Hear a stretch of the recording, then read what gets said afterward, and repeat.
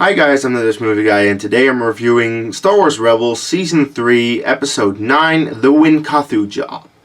I have to say, I had to learn how to pronounce that, but when I heard someone say that, it's like, oh, that wasn't that hard when I initially said it, because I said it a few weeks ago, and then I was looking at that title, and it was like, how the F do you pronounce it? But Wynkahthu.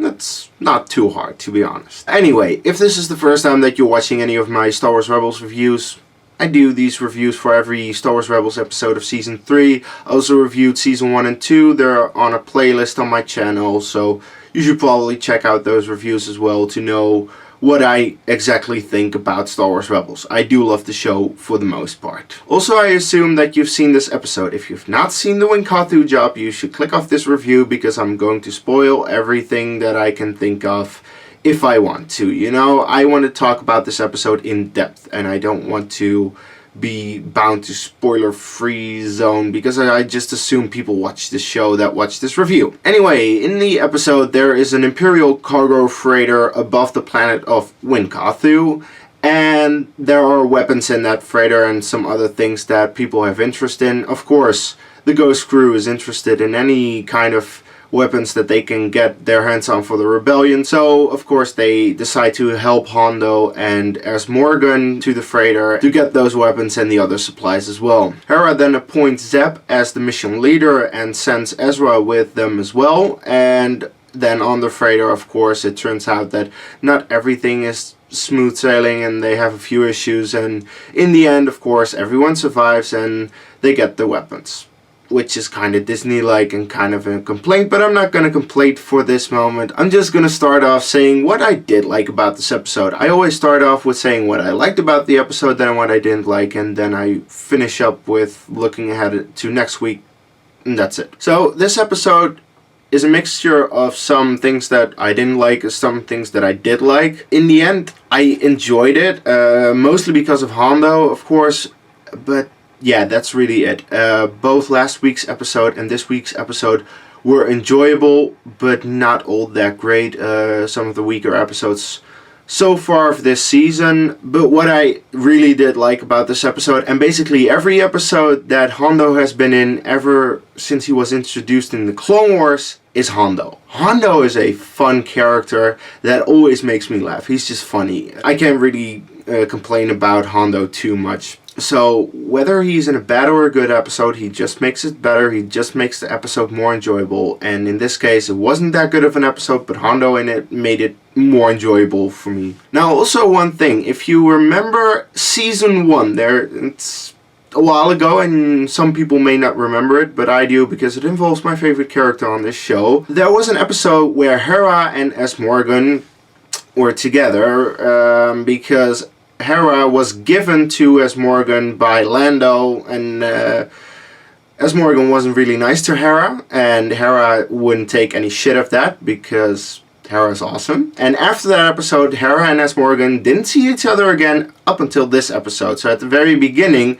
Hera's like, no, that fucker is not getting on my ship. It's like, she's really like cursing at him. She's really like, fuck no, this is not happening. So I really like that because it does acknowledge what happened before, and that is what the show really does, like acknowledge what it has done before, and then it ties into future things. Also, any bit of Hera screen time is just good because, as you have seen in my last review for last week's episode, there's something about Hera that I just find amazing. I have a crush on the Twi'lek. If you don't like the fact that I'm really high on Hera and Twi'leks, you should not watch my reviews. It's just how I am. I'm not going to change that. I have a mad crush on the Twi'lek. So that. Also, at the end of the episode, when everything turns to shit, then, of course, there is some action. And the action, yeah, it's cool. It's nice to see Zeb and Ezra work together at that point. Yeah, I thought it was cool, was well done. So, yeah, that was a good thing. Also, something that I forgot to mention way back when I reviewed The Last Battle, what I consider to be the worst episode of Rebels ever, was that the Phantom 2 now is that separatist ship that they took from that episode. And while I really didn't like that episode, that is a good thing, and that makes me appreciate the episode even more. So everyone that was complaining, like, why are you disliking it? I'm liking it more already, thanks to the fact that the Phantom 2 now is something from that episode.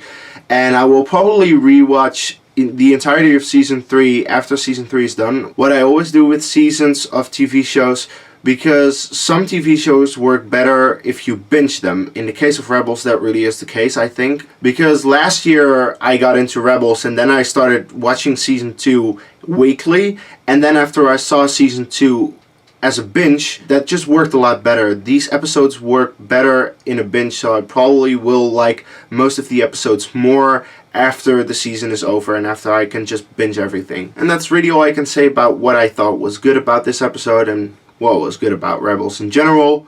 Now, this episode definitely wasn't without flaws. It was a little bit of filler.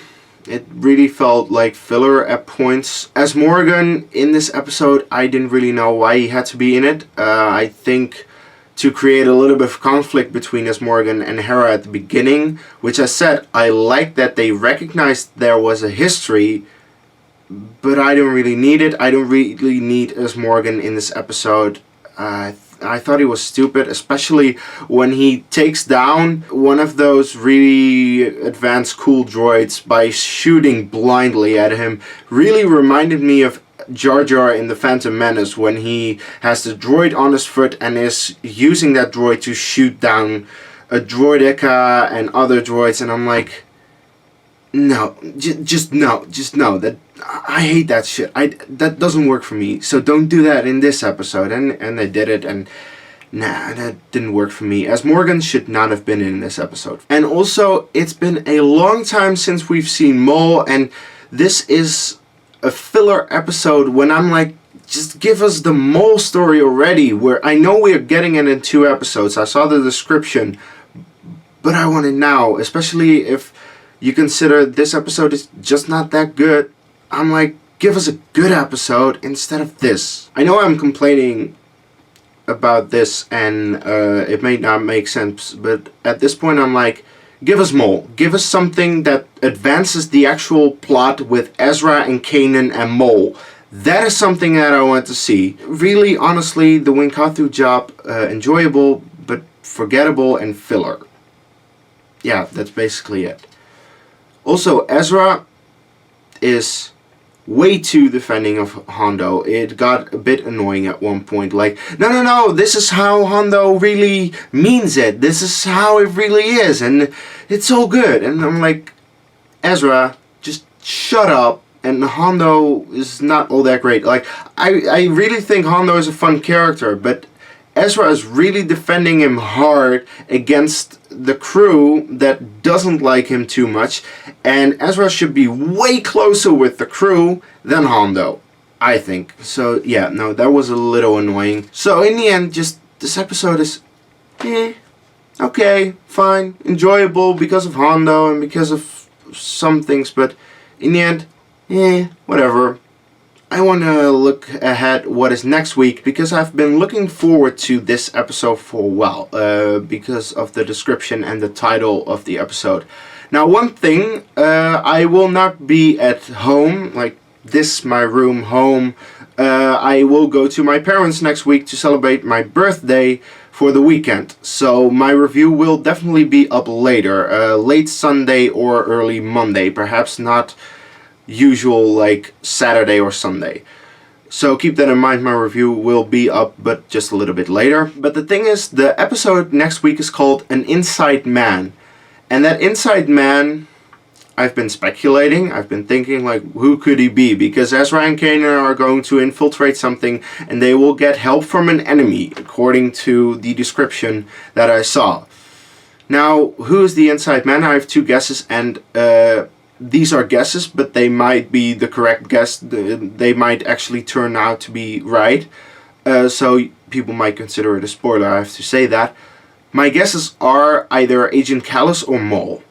Maul would be the best. Agent Kallus would also make sense. But like, Maul would really be the best, especially because the episode after is a Maul episode. That has been confirmed. I saw that in the description. So really for me, it's like, if you already set up Maul next week, then the next episode, which probably is like the mid-season finale, would be great.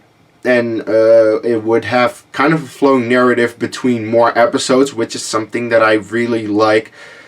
I said this a while ago that I did really enjoy the fact that the Clone Wars tied more episodes into one another, and Rebels doesn't really do that, and I want Rebels to do that more. So if next week gives us more and it sets us up for the next episode, that would be great, I think. But we'll see next week. Anyway, now I've given my thoughts on the Wynkahthu Job, I wonder, what did you think of it? Did you enjoy it more? Did you like it more than I did? Or perhaps you agree with me, this was not that great of an episode. Whatever you think, please let me know in the comments below. And as always, if you've liked my review and you want to see more of my movie, trailer and Star Wars reviews, click right here.